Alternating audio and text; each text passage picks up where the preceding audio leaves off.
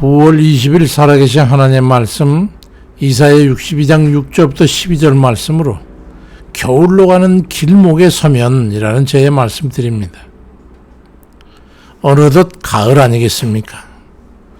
올여름은 참 유난히도 덥습니다. 거의 2달 동안 에어컨을 켜지 않은 날이 없을 만큼 몹시 더웠던 기억이 납니다. 그러더니 며칠 전에 비가 오더니 토요일은 이제 가을볕에 벼같이 고개를 숙이고 조금 겸손해진 것 같습니다. 겨울로 가는 길목에는 비가 올 때마다 기온이 낮아지죠. 좀 있으면 아마 춥다고 어깨를 움츠리는 그런 날이 곧 이르게 될 겁니다. 인생은 그렇게 곡선을 그리면서 지나가는 것 같습니다. 벌써 가을 느낌을 받는 것은 아마도 제 기분이 며칠 전과는 달리 처지고 숨이 죽여진 걸 보니까 아마 그런 것 같아서 알게 됐습니다. 유난히도 가을에 민감한 버릇은 예나 지금이나 세월이 가도 변함없이 무뎌지지를 않는 거 보면 참 심정이 좀 그렇습니다. 인생은 추나 추동과 너무도 많이 닮았어요. 사람은 그렇게 변화와 성장과 그리고 낡아짐과 도태 과정을 밟아가는 것 같습니다. 어떤 이는 인생을 아침, 저녁, 점심으로 비유하기도 하죠. 그리스 신화에 나오는 스핑크스의 신화처럼 태어나서는 4발로 걷고 점심에는 2발로 걷고 저녁에 3발로 걷는 동물이 뭐냐는 그 퀴즈와도 같이 성장과 변화와 도태로 이루어진 그게 인생입니다. 우리는 모두 어디쯤 와 있는 겁니까? 봄, 여름, 가을, 겨울 어디쯤 서 있는 걸까요? 봄인가 하면 여름이고 여름인가 하면 가을이고 곧 우리는 겨울의 문턱을 넘게 되겠지요. 인생의 때에 걸맞은 최적의 삶을 우리는 살아야 합니다. 후회가 없어야 되니까요. 봄은 희망의 때요, 준비와 계획을 생각하고 사는 그런 흥겨운 때죠. 다윗 같은 사람을 보시기 바랍니다. 14살의 양치기 소년이 막대기를 들고 시작한 그 목동에서 용감한 병사로 나아가 장군으로 전장을 달려나갔습니다. 폭풍우가 휘몰아치는 세상으로 오직 하나님만 믿고 거침없이 달려나갔습니다. 그러나 여름은 수고하고 노력하고 힘쓰는 그리고 애쓰는 때죠. 어려움과 실패와 실수가 예상되기도 하지만 땀을 흘리며 삶을 추진해 나갈 때입니다. 전적으로 주를 의지해서 믿음으로 맡기고 나아가야 할 때지만 오히려 세상에 휩쓸려서 인간적인 열정과 사람의 꾀에 의존하는 그런 때이기도 합니다. 좌충 우돌이여 실패와 쫓김의 때가 되는 게 바로 이때입니다. 믿음의 허울은 덧입고 있지만은 세상에 치우쳐 인간적인 수단과 방책에 의존해서 힘을 써보지만은 건조한 땅을 걸어가면서 지쳐 쓰러지기도 하고 좌절하기도 하고 벽에 부딪히는 그런 목말라하는 이 시기입니다. 다윗도 그런 모진 열사의 시절을 지나갔습니다. 그리고 어느샌가 벌써 가을입니다. 가을은 추수의 계절인지라 걸음에 쫓기게 되고 어떤 일은 결실을 보고 풍요를 거두기도 하는 때입니다. 요한복음 4장 35절에도 너희는 넉 달이 지나야 추수할 때가 이르겠다 하지 아니하느냐.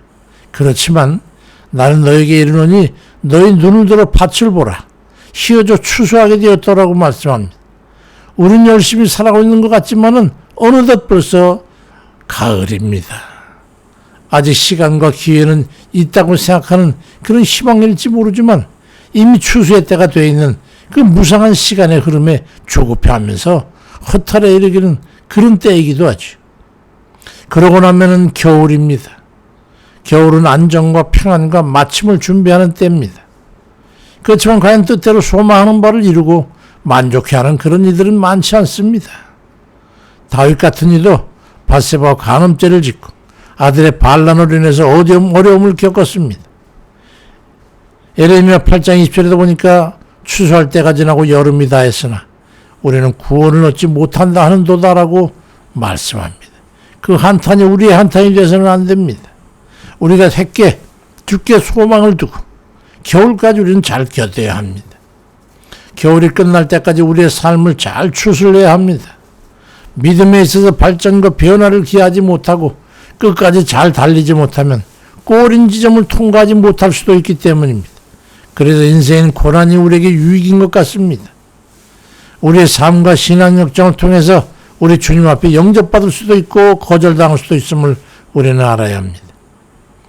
이사야 62장 10절에 보니까 성문으로 나아가라 나아가라 백성이 올 길을 닦으라 큰 길을 수축하고 수축하라 도를 제하라 만민을 위하여 기치를 들라 여호와께서 땅끝까지 선포하시되 너희는 딸 시온에게 이르라 보라 네 구원이 이르느니라 보라 상급이 그에게 있고 보응이 그 앞에 있느니라 하셨느니라.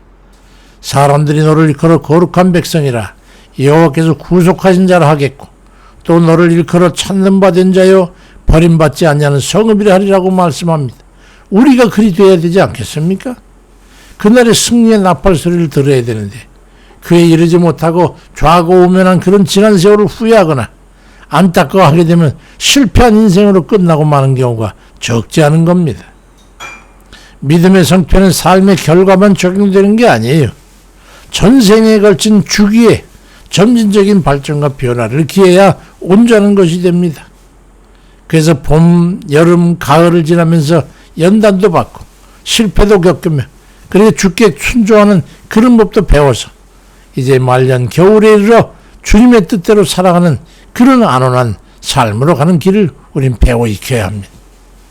그런 때를 지나온 믿음의 삶을 살아야 이사야 62장 9절 말씀처럼 오직 추수한 자가 그것을 먹고 나 여호와를 찬송할 것이요 거둔 자가 그것을 나의 성소뜰에서 마시리라고 하는 그런 영적인 육적인 은혜를 누리게 되는 겁니다.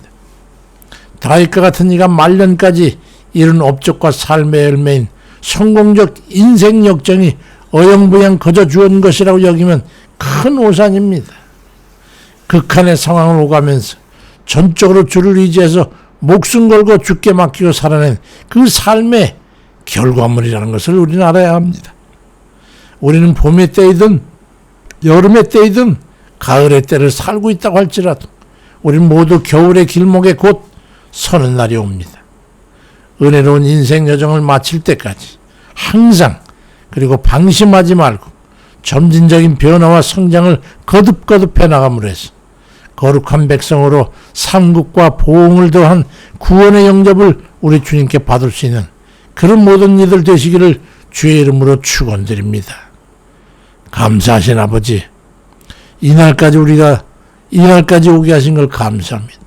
때로는 넘어지고 때로는 주의 말씀에 어긋나서 고개를 들지 못했던 그런 날들도 있었지만 그래도 주님 여전히 저희들은 걸어서 이곳까지 왔나이다. 주의 은혜로 된 것입니다. 주의 자비와 긍휼로 된 것입니다. 하나님 인도하심과 보호하심으로 된 것입니다. 전적으로 하나님의 은혜로 된 것입니다. 나의 나 된 것은 오직 하나님의 은혜라고 했던 사도 바울의 고백이 우리 이날에 있어서 이 겨울의 길목에 서서 우리 입술의 고백이 되었습니다. 하나님 감사드립니다. 남은 여정이 얼마일지 알 수 없지만 그 나머지 날들도 우리 하나님께서 함께 하셔서 우리 여정이 곧 끝나는 그 시간에 주님 앞에 영접받기에 부족함이 없도록 하나님 우리를 인도해 주옵소서.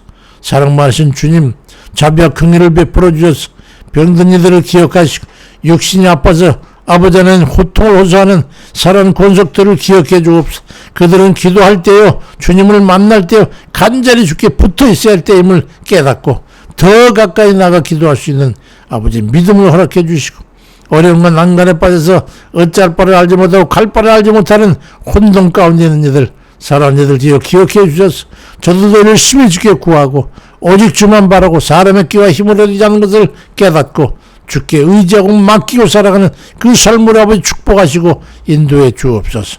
오늘의 주님 좋아하는 모든 교회 강구하는 하나님 백성들 기억하소서.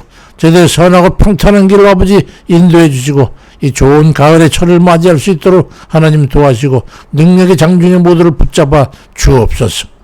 아버지 허리가 아프고 머리가 아프고 등골이 아프고 다리가 아프고 아버지 사람의 힘으로는 어찌할 수 없는 것 주께서 치료하는 여호와라신 그 말씀에 이루어 주시고 치료하는 광선을 비춰서 온전히 깨끗하게 치료줘 내가 원하는 깨끗함을 받으라 친히 말씀에 주옵소서.